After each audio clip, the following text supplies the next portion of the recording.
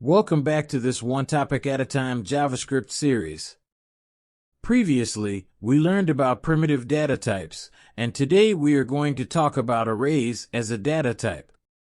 And there is no other video on YouTube that will teach you array as simple and deep as this one, so stay tuned and have fun learning. But first, what is an array? An array is a list of similar data. Basically, it is a variable that holds multiple elements. In JavaScript, an array is a single variable that contains multiple elements, as opposed to other languages where an array is a reference to multiple variables. It is very simple to create an array. Array is just a way of getting multiple items or objects in a single variable. We add items inside it using the square brackets and separating each item by a comma.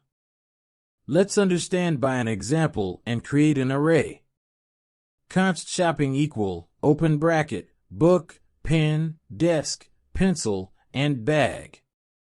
And let's console log out shopping now. Let's see what we got in our console. Look at this. Here is our list of shopping items which we added in a variable called shopping. Each item in this example is a string, but an array can hold a variety of data types, including strings, numbers, objects, and even other arrays. We don't have to restrict ourselves to storing only integers in one array and only strings in another. We may store a variety of data types in a single array. Let's check this with an example again. Let const sequence equals 1, 1, 2, 3, 5, 8, and 13, and random equals tree, 795, and let's add another array inside this array with value 0, 1, and 2. Now, when we console log out sequence and console log out random, we get the whole array from sequence and numbers, and in a variable named random, we get these different types of objects in a single string. Look at this array for instance.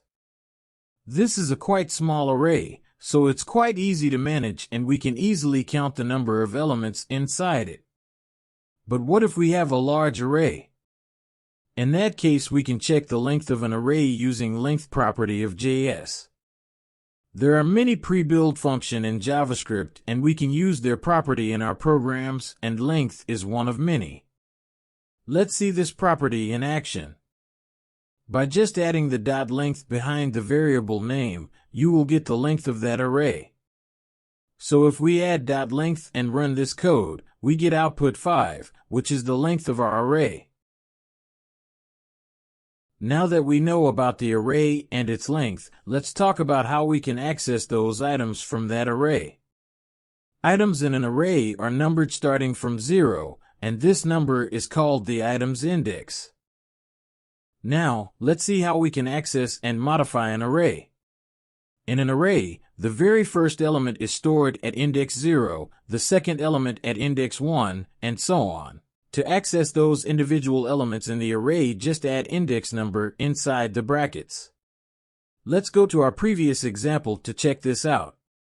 Here after shopping, if I add bracket and index of 0, and run this, here we are able to see what is at index number 0. And if we say shopping, index of 0, equals bottle, and console log out shopping in console, the book item got replaced by bottle. Now, I want you to try to access the elements and also change them according to your convenience. Again, this time, I am not going to tell you how to do it. Try to access elements from the shopping array by yourself. I'd already dropped a hint. Just give it a try. Now that you have learned how to create an array and modify it, how about adding elements to an array? To add one or more items at the end of an array, we can use the push method. For example, const cities equals New York and Delhi. Now to add a new city to this array, I will write cities.push, Montreal, and now, when I console log out, Montreal is added at the end of the list. Remember that with the push method, elements will be added at the end of the array. And to remove the items from the list, just replace push with pop. Try to pop out the element by yourself. What if we want to add something at the start of an array? For that, you use unshift instead of push to add an element at the start, like this. Const new length equals cities.unshift Liverpool inside the closed brackets. And now, when I console log out, check this out, we have Liverpool on index 0, followed by New York, Delhi, and Montreal.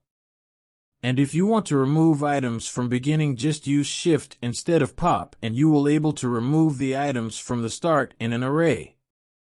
But now you get question in your mind, what if I want to delete an item somewhere from middle or some specific array item? To do so, you can use the SPLICE method. If you know the index of an item, you can remove it from the array using SPLICE. With SPLICE we can do selected removal of items. In SPLICE we have to give two arguments. First argument tells from where to start removing items, and the second argument tells how many items should be removed from the array. So basically with SPLICE you can remove more than one item. But in order to remove that specific item, you should at least know the index number of that item.